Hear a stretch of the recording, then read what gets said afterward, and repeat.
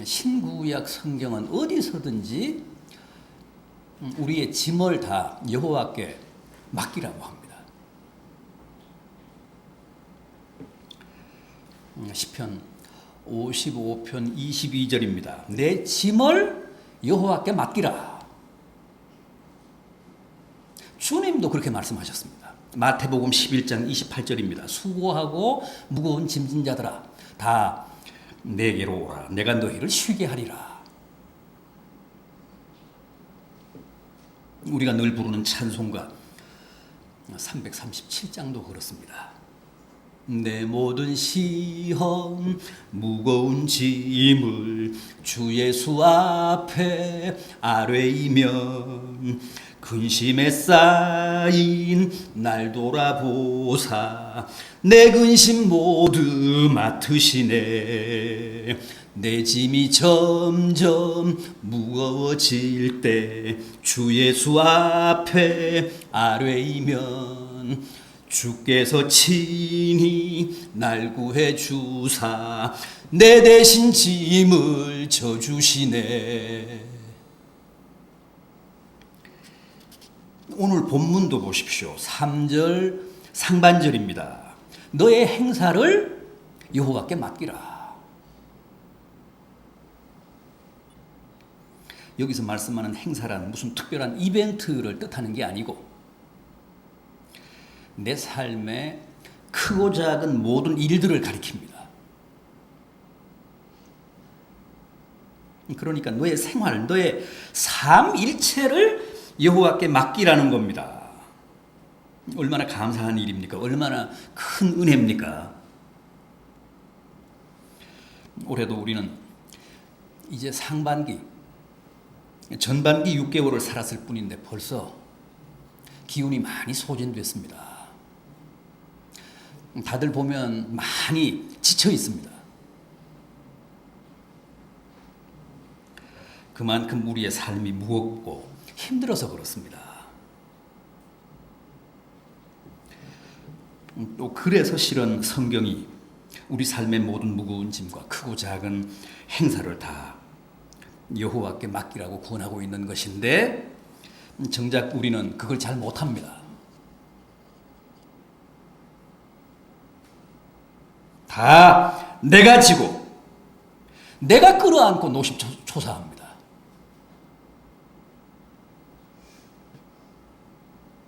그러니까 삶의 혹독한 무게를 고스란히 내가 다 감내하는 겁니다. 그래서 늘 헉헉거리고 힘들어합니다. 그렇다면 성경이 모든 짐과 행사를 다 주님께 맡기라고 하는데도 우리가 굳이 그렇게 하지 않고 끝까지 내가 그 모든 것을 끌어안고 가는 이유가 뭘까요?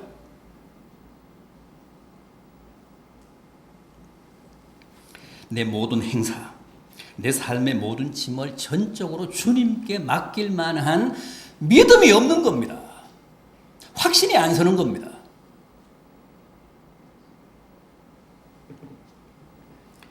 여러분 주님을 신뢰하십시오. 지금 여러분의 모든 짐과 걱정과 근심을 다 주님께 맡기십시오. 그리고 너무 초조해하거나 걱정하지 마시고 좀 더 가벼운 마음으로 감사하는 마음으로 주님 이루실 크고 작은 행사에 대한 기대를 가지고 사십시오.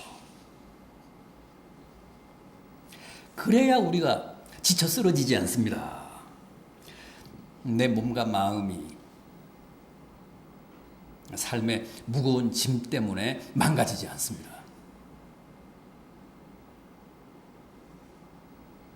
무조건 주님을 믿는 겁니다. 주님을 믿고 맡기는 겁니다.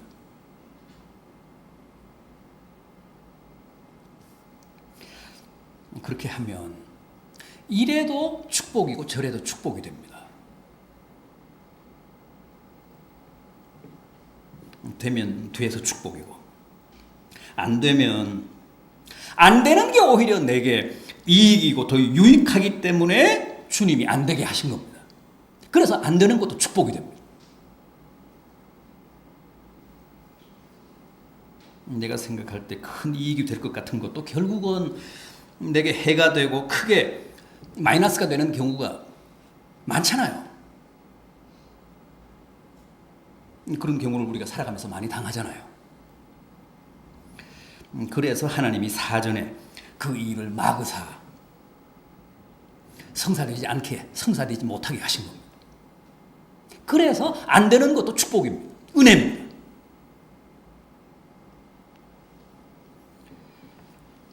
적어도 하나님께 모든 행사를 맡기고 사는 사람은 매사를 그렇게 생각하기 때문에 모든 결과에 대해 속상해하지 않고 감사합니다. 그래서 스트레스를 덜 받는 겁니다.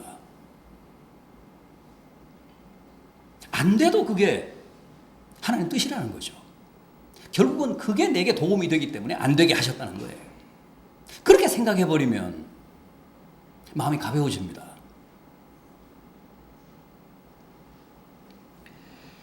제발 주님께 맡기십시오. 그래서 여러분들이 고민하거나 걱정하지 마시고 대신 주님이 고민하고 걱정하게 하십시오. 모든 무거운 짐을 아버지께 맡기셔서 아버지가 자식을 위해 수고하고 걱정하고 고민하게 하십시오. 그래서 우리가 우리의 모든 행사며 삶의 크고 작은 짐들을 주님 발 앞에 내려놓는 것이 절대 자기 삶에 대해 무책임한 처사가 아니라는 사실을 깊이 깨닫게 되시기를 진심으로 바람하지 않습니다. 오히려 그것이 가장 바람직한 선택이고 최고의 성공 비결이라는 사실을 우리가 다 깨닫게 되기를 진심으로 비름하지 않습니다. 자, 그렇다면 우리가 우리의 모든 행사를 주께 맡기는 것이 어째서 우리에게 축복이 되는 것인지를 한번 확인해 보겠습니다. 우선 우리가 우리의 모든 행사를 주님께 맡기면 주님이 내 삶의 모든 경영을 이루어 주시기 때문이라고 합니다. 오늘 본문 3절을 다시 보십시오. 너의 모든 행사를 여호와께 맡기라. 그리하면 내가 경영하는 것이 이루어지리라. 전에 국내 모 재벌 기업의 총수가 그랬죠. 세상은 넓고 할 일은 많다. 그러면서 세계 경영이라는 캐치프레이즈로 아주 공격적인 그런 경영을 했는데 결국은 실패하고 말았습니다. 인간 경영의 한계입니다. 그러나 하나님은 허세가 아니라 정말 세계 경영의 진정한 달인이십니다. 하나님은 이 우주를 경영하시는 분 아니십니까? 하나님은 역사를 경영하시는 분이시잖아요. 경영의 진정한 귀재십니다. 그래서 내가 경영하면 실패하지만 하나님이 맡아서 경영하시면 성공하십니다.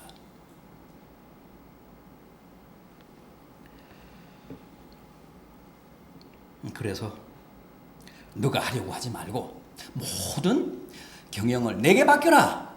내가 경영해 주마. 내가 아주 멋들어지게 성공적으로 경영해내마. 그러니 걱정하지 말고 내게 맡기라는 겁니다. 주님이 경영의 달인이신지 아니신지 4절을 한번 보십시오.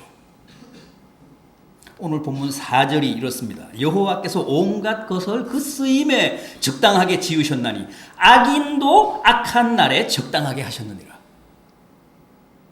하나님은 필요하시면 악인까지도 부르셔서 그 행사에 적당하게 부리시고 쓰신다고 합니다. 실제 욥을 시험하실 때, 욥을 연단하실 때 사탄을 동원하셨잖아요. 사탄을 보내셔서 욥을 시험하시고 연단하셨습니다. 그리고 결과적으로 욥이 얼마나 큰 은혜와 축복을 누렸습니까?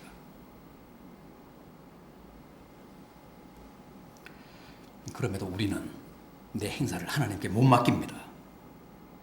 그래서 끝까지 내가 그 짐을 지고 날마다 전전긍긍합니다. 말씀드린 대로 주님이 내 행사를 맡아 훌륭하게 경영하셔서 나로 하여금 반드시 성공하게 하실 것이라는 확신이 없어서 그렇습니다. 믿음이 없어서 그렇습니다. 여러분, 주님을 믿으십시오. 우리가 믿을 분은 주님 한 분밖에 없습니다. 세상 믿지 마시고 자기 자신도 믿지 마시고 무슨 지인들 믿지 마시고 주님을 믿으십시오. 주님께 맡기십시오. 주님께 여러분들의 모든 짐을 의탁하십시오. 그것만이 우리가 건강하게 살 길입니다. 우리가 성공적으로 살 수 있는 길입니다. 내 개인의 인생 경영도, 내 가정 경영도, 내 자식 경영도, 사업 경영도, 교회 경영도, 우리 사회와 국가 경영도, 세계 경영도, 일개 재벌 기업의 오너가 아니라 하나님께 맡겨야 성공적인 경영이 이루어집니다.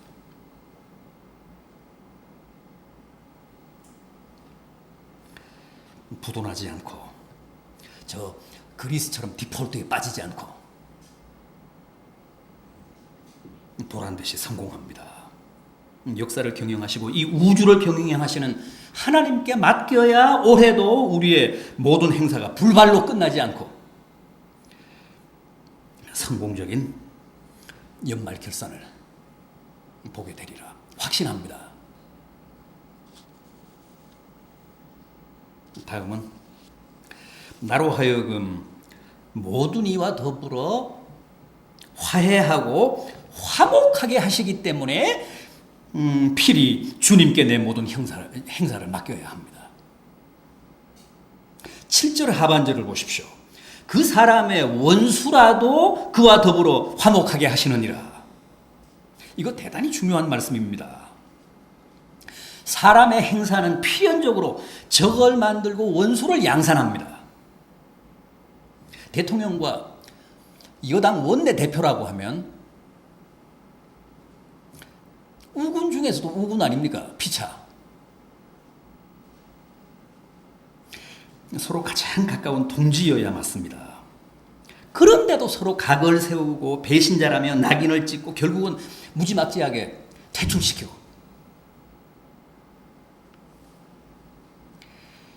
기업들의 노사관계도 보십시오. 같은 회사의 노동자고 사용자인데 한솥밥을 먹는데 한 배를 탄 공동 운명체인데 세상에 그런 원수지간이 없습니다.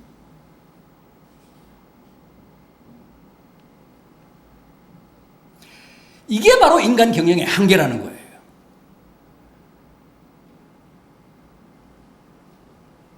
인간 경영에는 언제나 이런 식의 갈등과 대립과 마찰과 반목 같은 부작용이 발생합니다. 이해의 충돌 때문에 그렇습니다. 내가 이익이 되면 남에게 손해가 됩니다. 내가 이만큼 차지하면 다른 사람이 이만큼 잃어버립니다. 내가 좋고 행복하면 남이 그만큼 아프고 불행해집니다. 내가 조금이라도 올라가려면 다른 사람을 짓밟아야 합니다. 그게 인간 경영입니다. 그게 인간 경영의 한계고 부작용입니다.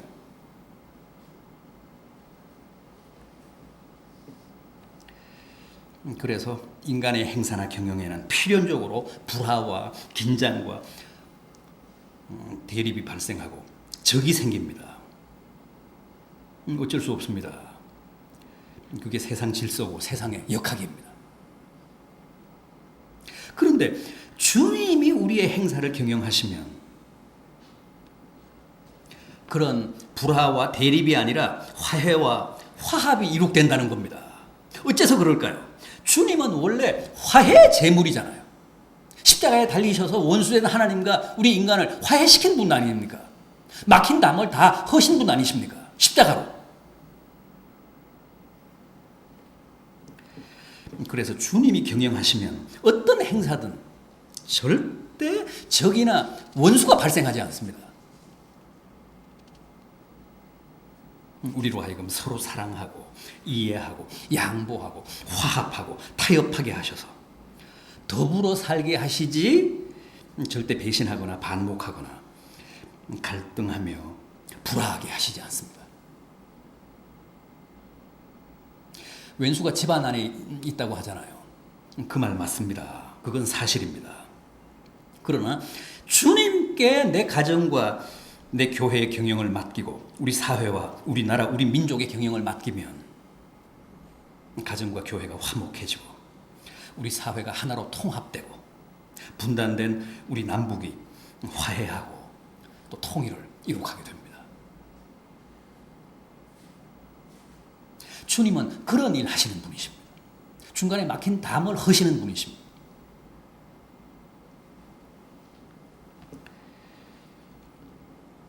우리가 우리의 모든 행사를 반드시 주님께 맡겨야 할 절대적인 필요와 이유가 바로 거기에 있습니다.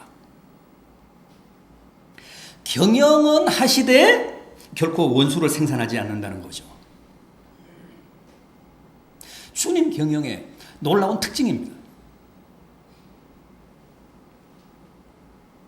또 기존의 원수들과도 다 화해하게 하시고 또 화목을 도모하게 하십니다. 남북의 화해, 우리 사회의 진정한 통합, 정치권의 타협 같은 지금 우리나라 우리 사회의 절실한 과제들도 다 주님께 우리의 모든 경영을 맡기는데 그 해법이 있다는 사실 꼭 기억하시고 더욱 진지하게 기도하시기를 간곡히 당부드립니다. 또 있습니다. 사람이 자기 마음으로 무언가를 계획할지라도 그 걸음을 인도하시는 분은 어디까지나 하나님이시기 때문에 우리의 모든 짐을 맡기는 게 옳다고 합니다. 오늘 본문 마지막 구절을 보십시오. 사람이 마음으로 자기의 길을 계획할지라도 그 걸음을 인도하시는 이는 여호와시니라. 그렇지 않습니까? 우리는 누구나 마음으로 이런저런 행사를 생각할 수 있고 또 디테일하게 계획을 수립할 수도 있습니다. 그리고 그것을 이루기 위해 실제 열심히 노력하고 경영할 수도 있습니다.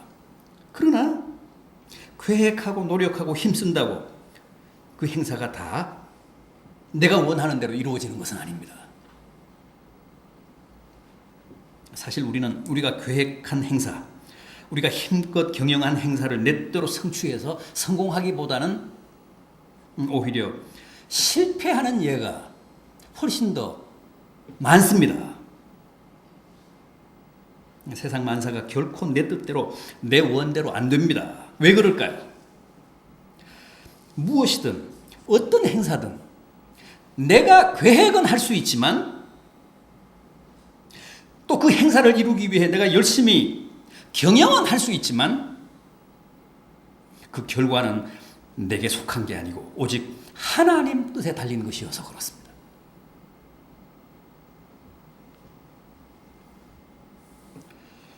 따라서 그 사실을 깨닫고 아예 처음부터 주님께 맡기고 오직 주님 뜻대로 이루어지기를 기도하면 주님이 우리의 그 행사를 접수하사 가장 아름답고 가장 성공적으로 경영해 주신다는 겁니다.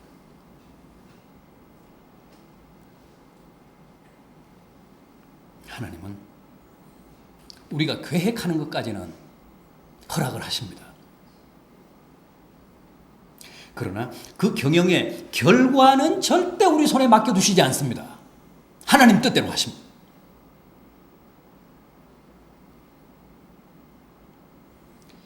우리가 늘 실패하는 것은 주님께 맡기지 않고 항상 그 행사를 내가 경영하기 때문에 그렇습니다. 모든 행사를 주님께 맡깁시다. 가정도 자식도 교회도 2015 프로젝트도 우리 사회도 남북 간의 화해와 통일도 오직 주님께 그 경영을 맡기고 우리는 다만 큰 확신을 가지고 기도합시다. 그래야 우리가 덜 지치고 덜 스트레스를 받고 또 주님이 우리의 믿음과 기도에 응답하셔서 우리의 모든 절실한 행사들을 가장 아름답게 경영하사 최상의 결과물들을 우리 손에 허락하실 줄로 믿습니다. 2015도 전적으로 주님께 맡겨야 합니다.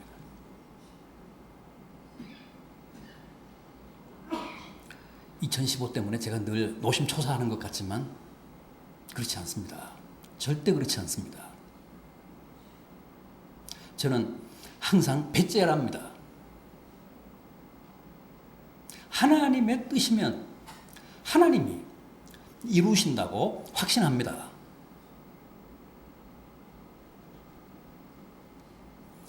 여러분들도 그렇게 믿으시기 바랍니다. 하나님께, 주님께 맡기십시오. 주님이 경영하시게 하십시오. 괜히 우리가 나서면 일을 그르칩니다. 단 하루도 빠지지 않고 기도는 하지만 내가 노심초사해서 그거 이루기 위해 전전긍긍하면 될 일도 안 됩니다. 맡기는 겁니다. 그리고 확신을 가지고 기도하는 겁니다. 그러면 친히 주님이 경영하십니다. 가장 이상적인 상태로 주님이 그 일을 이루십니다. 그게 맞습니다. 그게 정답입니다.